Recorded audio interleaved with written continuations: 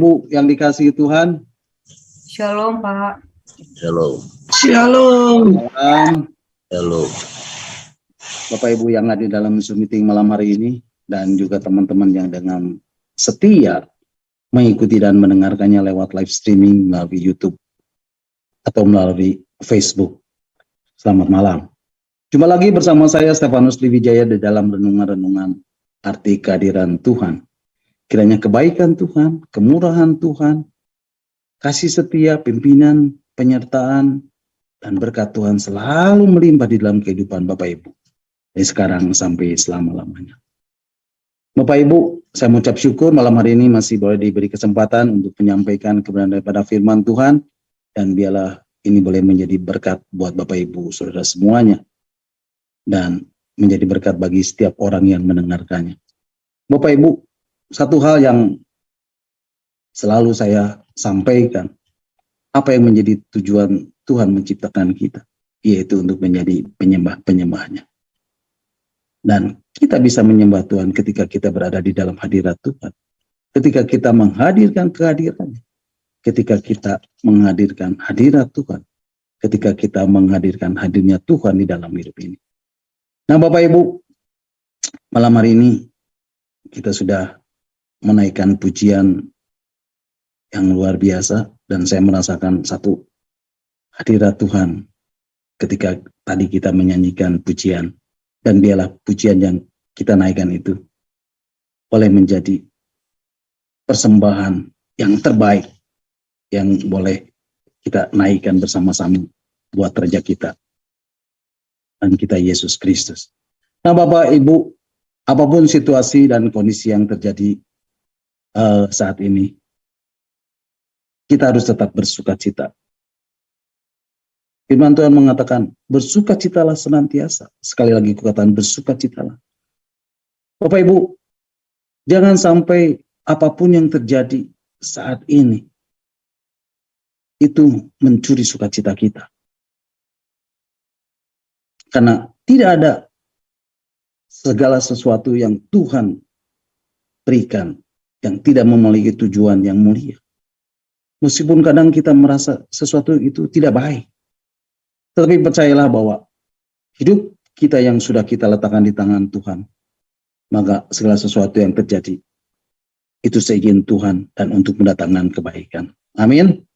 Nah Bapak Ibu, malam hari ini kita akan merenungkan bagian-bagian firman Tuhan tentang arti kehadiran Tuhan bagian yang ke-87. Dan Bapak Ibu bisa kembali mendengarkan renungan yang sudah saya sampaikan, arti kehadiran Tuhan, melalui link Facebook dan link YouTube yang sudah Pak Hen share lewat WhatsApp Discipleship at Zoom. Bapak Ibu, malam hari ini kita akan merenungkan dan membahas bagian-bagian firman Tuhan tentang arti kehadiran Tuhan bagian ke-87. Dan malam hari ini saya beri tema kehidupan seorang yang disertai Tuhan. Nah Bapak Ibu siap diberkati malam hari ini? Berapa banyak yang siap diberkati? Boleh lambaikan tangan dan beri. Oke, thank you, terima kasih. Beri kemuliaan buat Tuhan. Nah Bapak Ibu, satu hal yang kurindukan di dalam hidup ini, dan saya percaya satu hal yang Bapak Ibu rindukan di dalam hidup Bapak Ibu hanyalah kehadirannya. Hanyalah hadirat Tuhan. Hanyalah hadirnya Tuhan di dalam hidup ini. Nah Bapak Ibu, itulah yang terpenting di dalam hidup ini, yaitu hidup yang disertai Tuhan. Dan itulah yang malam hari ini kita akan renungkan bersama-sama. Bapak Ibu, apa yang terjadi ketika kita, Bapak Ibu, saudara dan saya, berada di hadirat Tuhan dan menjadi seorang penyembah yang benar? Ketika Bapak Ibu berada di hadirat Tuhan untuk memuji dan menyembah Tuhan, apa yang terjadi Bapak Ibu? Mari kita lihat dan kita akan baca ayat yang akan melandasi firman Tuhan malam hari ini. Di dalam kitab Mazmur pasal 22 ayat yang keempat.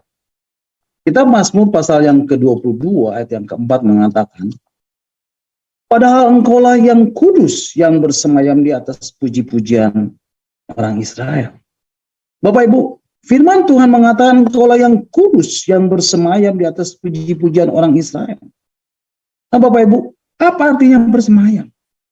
Bersemayam artinya berdiam diri, yang hadir, yang berada di tengah-tengah kehidupan para penyembah yang benar.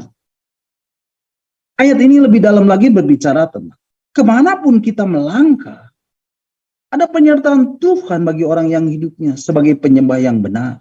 Amin. Ada Tuhan bersemayam bersama dengan dia. Dan Tuhan selalu berserta dengan para penyembahnya. Wow. Keren Bapak Ibu. Bapak Ibu, saya mau kita melihat kehidupan dari orang-orang yang disertai Tuhan malam hari ini. Dan ini adalah lanjutan dari renungan yang sudah saya sampaikan 3 minggu berturut-turut dari kehidupan seorang penyembah yang benar. Yaitu kehidupan yang disertai Tuhan. Nah Bapak Ibu, hidup ini yang penting bukan Bapak Ibu mau jadi apa. Bukan apa bisnis Bapak Ibu saat ini. Bukan apa pangkat Bapak Ibu saat ini. Bukan apa karir Bapak Ibu saat ini. Bukan apa pekerjaan Bapak Ibu saat ini. Apapun itu. Mungkin sekarang Bapak Ibu ada yang memiliki perusahaan, ada yang menjadi pedagang, ada yang menjadi sopir, ada yang menjadi ART, asisten rumah tangga, ada yang menjadi budak. Sekalipun kamu menjadi budak, apa saja itu nggak penting Bapak Ibu. Sebab yang penting adalah, apakah Tuhan menyertai Bapak Ibu? Apakah Bapak Ibu disertai Tuhan? Bapak Ibu, saya mau bilang, seorang budak yang disertai Tuhan, itu akan berbeda. Seorang RT, seorang asisten rumah tangga Tuhan, kalau dia disertai Tuhan, itu akan berbeda. Seorang supir, kalau dia disertai Tuhan, itu akan berbeda. Seorang pedagang yang disertai Tuhan, itu berbeda. Seorang pemilik perusahaan yang disertai Tuhan, itu berbeda. Nah, Yusuf, Bapak Ibu, seorang budak. Semua kita tahu ceritanya, bukan? Bapak Ibu, tahu nggak? Untuk menjadi seorang budak, itu tidak gampang. Budak ada di dalam satu pasar budak. Itu seperti binatang. Dan saudagar itu datang. Dia mau beli nih. Dia mau beli budak. Ketika seorang saudagar itu mau beli seorang budak, Bapak Ibu tahu bagaimana cara memilihnya? Dia pukul-pukul kepalanya. Dia pukul-pukul kepala budak tadi dengan tongkatnya. Orang ini jorok enggak? Mulutnya dibuka, telinganya diperiksa, tubuhnya diliatin, ditusuk-tusuk pakai tongkat, seperti binatang saja. Dipukul kepalanya dan budak itu diam saja. Diliatin, diapain juga, dia diam. Dan Yusuf dibeli dan dibawa ke Mesir. Tapi Bapak Ibu, budak yang disertai Tuhan berbeda. Dan Yusuf dijual ke Mesir. Dan kemudian berada di rumah Potifar. Dan Alkitab mengatakan bisnisnya Potifar diberkati karena Yusuf. Bapak Ibu, mari kita akan membacanya di dalam kitab Kejadian pasal 39 ayat yang kelima. Kitab Kejadian pasal yang ke-39 ayat yang kelima mengatakan, sejak ia memberikan kuasa dalam rumahnya dan atas segala miliknya kepada Yusuf, Tuhan memberkati rumah orang Mesir itu karena Yusuf. Sehingga berkat Tuhan ada atas segala miliknya, baik yang di rumah maupun yang di ladang. Bapak Ibu, perhatikan. Tuhan memberkati rumah orang Mesir itu karena Yusuf.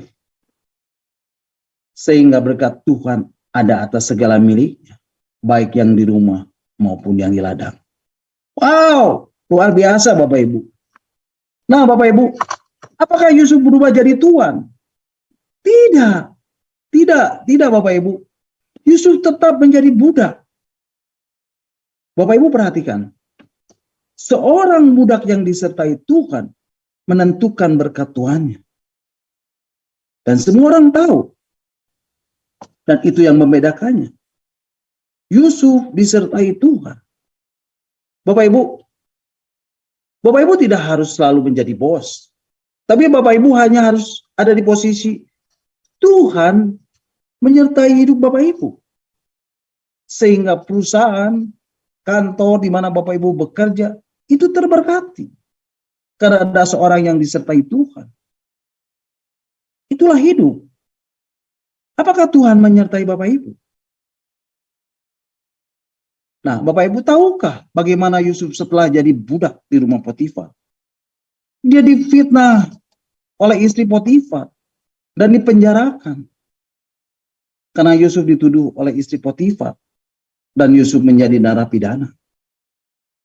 Apakah itu karir yang bagus buat Yusuf? Tidak Bapak Ibu. Tidak ada bagusnya menjadi seorang narapidana. Tapi saya mau bilang, ada narapidana yang disertai Tuhan. Bapak Ibu tahu ceritanya? Yusuf di dalam penjara, dia menjadi berkat bagi kepala penjara.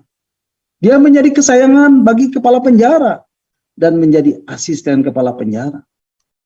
Dan kepala penjara tidak mencampuri segala yang dipercayakannya kepada Yusuf. Yusuf menjadi berkat juga bagi juru minuman dan juru roti yang ada di dalam penjara saat itu. Wow. Nah, Bapak Ibu, kemana akhir dari kisah Yusuf ini, Bapak Ibu? Dari penjara, Yusuf menjadi Perdana Menteri. Menjadi orang nomor 2 di Mesir. Setelah Raja Firaun. Dan Yusuf menjadi orang yang berkuasa di Mesir. Tidak harus melalui ujian dulu di Kementerian Pertahanan di Mesir.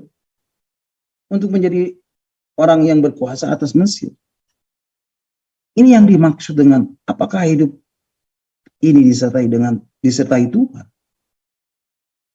Jadi Bapak Ibu, ketika Tuhan bersemayam di atas puji-pujian kita, ketika Tuhan hadir, ketika Tuhan berada dan hadir di usaha kita, di pekerjaan kita, di bisnis kita, ketika Tuhan hadir di rumahmu, seperti di rumah Obed Edom, bukan hanya suami, istri, anak, menantu, cucu, tapi semua diberkati. Nah Bapak Ibu, di dalam kitab 1 Tawari pasal 13 ayat yang ke-14, di situ dikatakan, mari Bapak Ibu kita akan membacanya, kitab 1 Tawari pasal yang 13 ayat yang ke-14. Ayat yang ke-14, 3 bulan lamanya tabut Allah itu tinggal pada keluarga Obed Edom di rumahnya. Dan Tuhan memberkati keluarga Obed Edom dan segala yang dipunyainya. Bapak Ibu, kalau Tuhan hadir di usahamu, di pekerjaan, di bisnismu, apa yang Bapak Ibu kerjakan akan diberkati Tuhan. Dan dibuat Tuhan menjadi berhasil. Yang setuju katakan amin. Haleluya. Kalau Tuhan ada di setiap langkahmu, maka hidupmu akan menjadi terang dan garam. Di tengah dunia yang penuh dengan kegelapan dan ketawaran ini. Di tengah dunia yang sedang menuju kepada kehancuran. Kalau Tuhan menyertai Bapak Ibu, menyertai hidup Bapak Ibu, maka Bapak Ibu tidak akan menjadi pecundang. Tetapi Bapak Ibu akan menjadi pemenang. Bahkan lebih dari pemenang. Yang setuju katakan amin. Haleluya. Tidak ada cara lain Bapak Ibu. Jadilah penyembah yang benar. Haleluya. Siapa yang rindu untuk Tuhan selalu menyertai hidup Bapak Ibu? Boleh lambaikan tangan buat Tuhan. Yes. Jadilah itu sesuai dengan imanmu. Amin. Nah, Daud, Bapak Ibu, saya percaya Bapak Ibu sudah tahu banyak tentang Daud. Daud adalah seorang yang hidupnya bergaul karib dengan Tuhan. Yang hidupnya selalu intim dengan Tuhan. Daud memiliki persekutuan yang tak putus-putusnya dengan hadirat Tuhan. Karena Daud selalu tinggal di dalam hadirat Tuhan. Karena Daud selalu menghargai hadirat Tuhan. Karena Daud selalu hidup di dalam hadirat Tuhan. Karena Daud itu punya hati yang berkenan di hadapan Tuhan. Daud itu memiliki hati yang menarik di hadapan Tuhan. Dan Tuhan itu suka dengan hatinya Daud. Daud memiliki hati yang menyembah Tuhan. Jadi Daud ini ternyata punya kapasitas dan kualitas hati yang sungguh-sungguh membuat Tuhan itu senang. Yang membuat Tuhan itu tertarik kepada hatinya Daud. Tapi saya mau bilang satu hal lagi yang penting. Ketika Daud jatuh ke dalam dosa. Bapak Ibu, dosa Daud ini nggak main-main Bapak Ibu. Daud sudah menjadi seorang raja. Dan ini nggak main-main Bapak Ibu. Daud sengaja membunuh karena niat busuknya. Daud berzina dalam perencanaan. Nah Bapak Ibu, apa yang membedakan Daud dengan kita? Apa yang membedakan Daud dengan Bapak Ibu, saudara dan saya? Ketika kita bersalah di hadapan Tuhan. Ketika kita jatuh ke dalam dosa. Bapak Ibu, saya percaya. Ketika kita jatuh ke dalam dosa. Kita datang kepada Tuhan dan berdoa. Tuhan, ampuni saya. Ampuni dosa dan kesalahan saya Tuhan. Engkau Tuhan Maha Pemurah. Engkau Tuhan yang baik. Engkau Tuhan Maha Pengampun. Yang selalu mengulurkan tangannya kepada setiap kami yang mengakui kesalahan kami. Tuhan jangan hukum aku. Jangan sampai ini menjadi kutuk bagi anak-anakku. Bapak Ibu, doa seperti itu bagus. Karena kita menyadari kesalahan dan dosa kita yang telah kita perbuat. Tetapi Bapak Ibu, di balik kata ampun, seringkali kita takut kalau Tuhan menghukum kita atas segala kesalahan yang telah kita perbuat, bukan? Kita begitu takut, Bapak Ibu. Semua yang Bapak Ibu katakan itu baik. Tetapi itu membuktikan bahwa kita belum benar-benar mengenal Tuhan. Pengenalan kita terhadap Tuhan belum jauh, Bapak Ibu. Beda dengan Daud. Ketika Nabi Nathan datang kepada Daud dan menegur Daud dan memberitahukan konsekuensi dari pelanggarannya, dari kesalahan, dari dosa-dosanya. Bapak Ibu perhatikan, di dalam kitab 2 Samuel pasal yang ke-12 ayat yang ke-9 sampai ke-10 di situ dikatakan, ayat yang ke-9, mengapa engkau menghina Tuhan dengan melakukan apa yang jahat di matanya? Uria, orang Het itu, kau biarkan ditewaskan dengan pedang. Istrinya kau ambil menjadi istrimu. Dan dia sendiri telah kau biarkan dibunuh oleh pedang Bani Ammon. Ayat 10. Oleh sebab itu, pedang tidak akan menyingkirkan dari keturunanmu sampai selamanya. Karena engkau telah menghina aku dan mengambil istri Uria, orang Het itu, untuk menjadi istrimu. Bapak Ibu, perhatikan Bapak Ibu. Ini adalah konsekuensi yang Daud harus terima atas perbuatan dosanya terhadap Tuhan. Pedang tidak akan menyingkir dari keturunanmu sampai selama-lamanya. Karena engkau telah menghina aku. Dan Bapak Ibu, nanti Bapak Ibu bisa baca ayat selanjutnya di rumah. Ada banyak hukuman yang Tuhan berikan kepada Daud.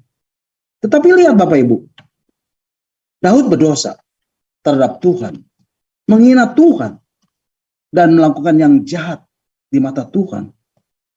Dan Daud berdoa begini Bapak Ibu. Mari kita membacanya di dalam Mazmur 51 ayat yang ke-13. Janganlah membuang aku dari hadapanmu, dan janganlah mengambil rohmu yang kudus daripada aku. Bapak Ibu, Daud berdoa, Tuhan, Jangan tinggalkan aku. Jangan buang aku dari hadapanmu. Dan janganlah mengambil rohmu yang kudus daripada aku. Bapak Ibu, saudara dan saya ketika berdoa, Tuhan, ampuni Tuhan. Jangan hukum saya Tuhan. Jangan hukum saya. Ada satu ketakutan. Apalagi kalau dibilang kamu akan mengalami kesulitan. Bisnismu akan hancur. Keluargamu akan hancur. Dan seterusnya, dan seterusnya, dan seterusnya. Kita pasti takut bukan? Dan kita langsung tersungkur. Jangan hukum aku Tuhan. Jangan buat seperti itu Tuhan. Pulihkanlah hidup. Dan semua doa kita seperti itu. Tapi lihat Daud. Daud nggak takut hukuman Tuhan. Daud nggak takut dihukum Tuhan. Dan Daud bilang, Tuhan, jangan tinggalkan aku. Jangan buang aku dari hadapanmu. Dan janganlah mengambil rohmu yang kudus daripada aku. Bapak Ibu, Daud tidak takut hukuman Tuhan. Daud hanya takut kalau Tuhan tinggalkan dia. Daud hanya takut kalau Tuhan membuang dia. Daud hanya takut kalau Tuhan mengambil rohnya dari dia. Kalau Tuhan tidak bersamanya. Kalau Tuhan tidak beserta dengan dia. Kalau dia tidak disertai Tuhan. Oh, luar biasa. Bapak Ibu, saya mau bilang, berkat Tuhan terbesar di dalam hidup Bapak Ibu adalah disertai Tuhan. Berkat terbesar di dalam hidup Bapak Ibu adalah Tuhan ada bersamamu. Nah Bapak Ibu, semua ini berbicara tentang keintiman. Yang menjadi pertanyaan adalah bagaimana supaya Tuhan selalu bersama dengan Bapak Ibu? Ketika Bapak Ibu datang di hadapan Tuhan. Ketika Bapak Ibu intim dengan Tuhan. Ketika Bapak Ibu berada di hadirat Tuhan. Ketika Bapak Ibu menghadirkan kehadiran. Ketika Bapak Ibu menghadirkan hadirat Tuhan. Ketika Bapak Ibu menghadirkan hadirnya Tuhan di dalam Bapak Ibu, kehidupan Bapak Ibu. Ketika Bapak Ibu memuji dan menyembah Tuhan, maka Tuhan bersemayam di atas puji-pujian Bapak Ibu. Dan Bapak Ibu akan mengalami dan mendapat banyak berkat Tuhan yang telah Tuhan sediakan buat Bapak Ibu. Bapak Ibu akan mengalami dan mendapatkan banyak blessing. Bapak Ibu, ada banyak blessing yang Tuhan telah sediakan buat Bapak Ibu saudara saya. Amin. Itulah yang penting di dalam hidup ini. Hidup yang disertai Tuhan. Jadi Bapak Ibu, bangun keintiman itu. Bangun kerinduan untuk selalu bersama dengan Tuhan. Karena itulah yang penting di dalam hidup ini. Adalah Tuhan bersama dengan kita. Dan Tuhan selalu berserta dengan kita. Haleluya. Puji Tuhan. Nah Bapak Ibu, tokoh selanjutnya adalah Musa. Apa yang sebenarnya Musa inginkan? Apa yang sebenarnya Musa mau? Apa yang sebenarnya Musa butuhkan? Apa yang sebenarnya Musa perlukan ketika membawa bangsa Israel keluar dari tanah Mesir menuju tanah perjanjian? Satu tanah yang berlimpah dengan susu dan madunya, yaitu tanah Kanaan. Yang Musa inginkan, yang Musa mau, yang Musa butuhkan, yang Musa perlukan adalah kehadirannya. Adalah hadirat Tuhan. Adalah hadirnya Tuhan di dalam hidupnya. Itulah yang namanya penyertaan Tuhan. Dan Musa hanya butuh dan perlu penyertaan Tuhan. Ketika dia berada di padang gurun. Oleh sebab itu Musa hanya minta kepada Tuhan untuk selalu berserta dengannya. Musa hanya minta supaya Tuhan selalu bersama dengannya. Nah Bapak Ibu, di dalam kitab Keluaran pasal 33 dituliskan dan dicatat, kalau Tuhan itu sedang marah.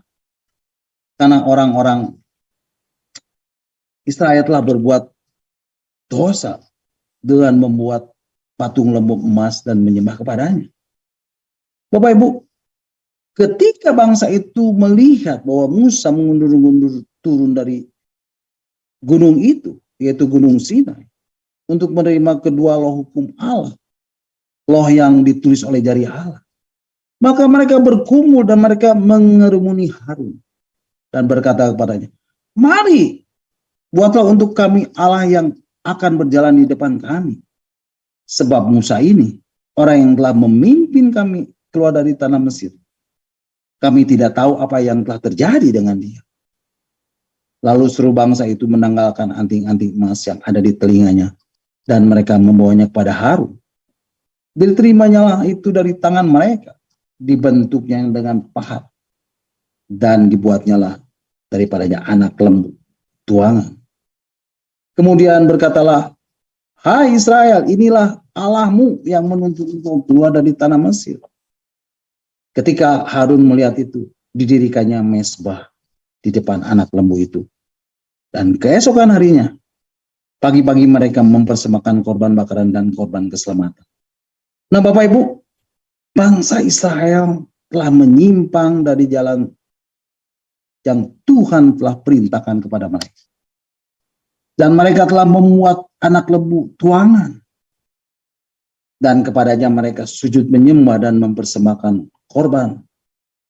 Sambil berkata, hai Israel, inilah Allahmu yang telah menuntun engkau keluar dari tanah Mesir. Dan inilah yang membuat murka Tuhan bangkit. Dan Tuhan akan membinasakan bangsa ini karena perbuatan mereka. Bapak Ibu bisa bayangkan?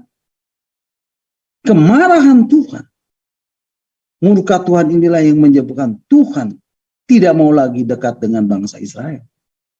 Karena setiap saat Tuhan bisa membinasakan mereka semua. Dan Tuhan berfirman, tetapi sekarang tuntunlah bangsa itu ke tempat yang telah kusebutkan kepadamu, dan akan berjalan malaikatku di depanmu. Bapak Ibu, demikianlah Tuhan menulahi bangsa itu. Karena mereka telah membuat anak lembu buatan Harun itu.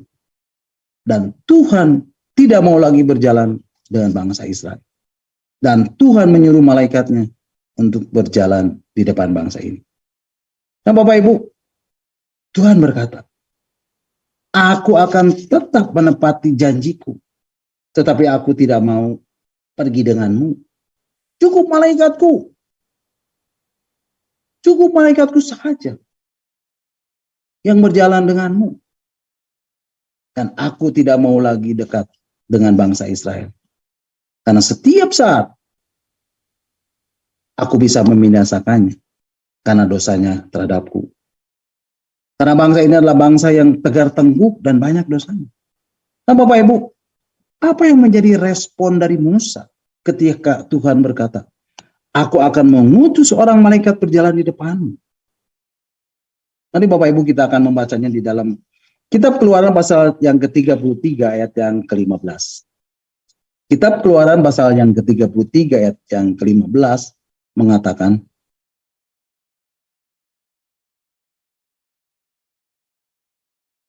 ya, Kitab Keluaran pasal 33 ayat 15 mengatakan, berkatalah Musa kepadanya, jika engkau sendiri tidak membimbing kami, janganlah suruh kami berangkat dari sini. Bapak Ibu, Musa berkata, bukan itu yang aku mau. Bukan malaikatmu yang berjalan di depan bangsa ini. Bukan itu Tuhan. Tapi yang aku mau adalah engkau sendiri yang membimbing kami. Yang aku mau adalah penyertaanmu. Yang aku inginnya adalah penyertaanmu. Yang aku butuhkan adalah penyertaanmu. Yang aku perlukan adalah penyertaanmu. Dan yang aku rindukan adalah penyertaanmu. Karena kehadiranmu, karena hadiratmu, karena hadirmu, itulah yang ku mau. Itulah yang ku ingini. Itulah yang ku perlukan. Itulah yang ku butuhkan. Itulah yang ku rindukan selalu. Nah Bapak Ibu, Di akhir dari renungan ini, Bapak Ibu, saya mau menaikkan satu pujian. Inilah yang merupakan kerinduan Musa. Dan biarlah ini juga yang menjadi kerinduan kita. Yang menjadi kerinduan Bapak Ibu Saudara dan saya. Akan kehadirannya. Akan hadirat Tuhan. Akan hadirnya Tuhan. Akan penyertaan Tuhan. Untuk supaya Tuhan selalu membimbing hidup Bapak Ibu Saudara dan saya. Dikatakan, jika engkau sendiri tidak membimbing kami, jangan suruh kami berangkat dari sini. Ini Bapak Ibu, kita naikkan pujian ini bersama-sama. Dan biarlah pujian ini juga boleh menjadi doa kita kepada Tuhan. Pujian, bila engkau tak besertaku.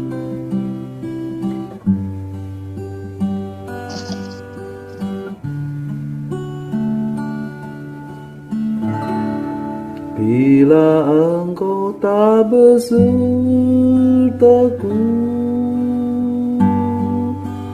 ku tak mau berjalan. Ku perlu Tuhan, pimpin langkahku dengan kasih karunia-Mu. Pimpin langkahku setiap waktu, berjalan dalam Roh-Mu. Nyatakan Tuhan kemuliaan-Mu, dan berjalanlah denganku. Bila engkau tak besertaku, ku tak mau berjalan. Ku perlu Tuhan, pimpin langkahku dengan kasih karunia-Mu. Pimpin langkahku setiap waktu, berjalan dalam Roh-Mu. Nyatakan Tuhan kemuliaan-Mu, dan berjalanlah denganku. Bila engkau tak besertaku,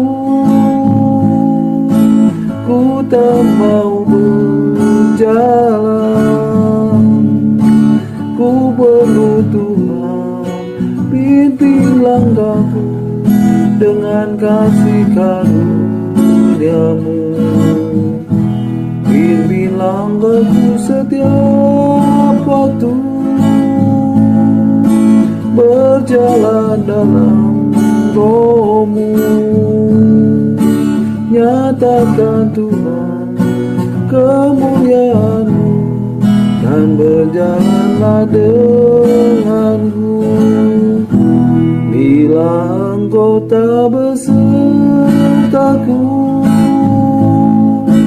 ku tak mau berjalan. Ku perlu Tuhan, pimpin langkahku dengan kasih karunia-Mu. Pimpin langkahku setiap waktu, berjalan dalam Roh-Mu. Nyatakan Tuhan kemuliaan-Mu, dan berjalanlah denganku. Nyatakan Tuhan kemuliaan-Mu, dan berjalanlah denganku. Nyatakan Tuhan kemuliaan-Mu, dan berjalanlah denganku.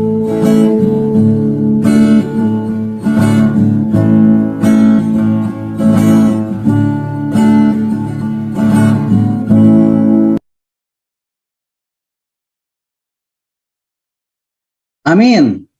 Haleluya. Terpujilah Tuhan. Bapak Ibu, Amin. biarlah pujian ini juga menjadi doa kita. Doa Bapak Ibu, saudara dan saya kepada Tuhan. Tuhan, bila Engkau tak bersertaku, ku tak mau berjalan sendiri melewati hidup ini. Karena yang kuperlukan hanyalah Engkau, Tuhan. Engkaulah yang memimpin setiap langkah hidupku dengan kasih karunia-Mu. Haleluya. Bapak Ibu, sampai di sini dulu renungan kita malam hari ini.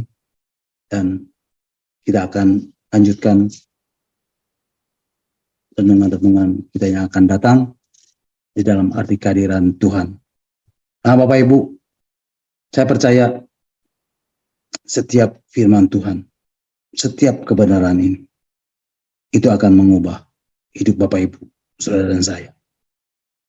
Dia adalah firman yang kuat. Dia adalah firman yang hidup. Dia adalah firman yang tajam, yang menembus setiap dimensi kehidupan. Apapun itu, sekalipun, walaupun, bagaimanapun hidup Bapak Ibu, saudara dan saya. Percayalah, ketika Bapak Ibu mencari kerajaan Allah dan kebenarannya, maka semuanya akan ditambahkan kepadamu. Amin. God bless you all. Nah, Bapak Ibu silakan kalau ada yang mau menambahkan atau ada yang mau bertanya, nanti Pak Heinz dan Pak Lepri yang akan menjawabnya. Amin.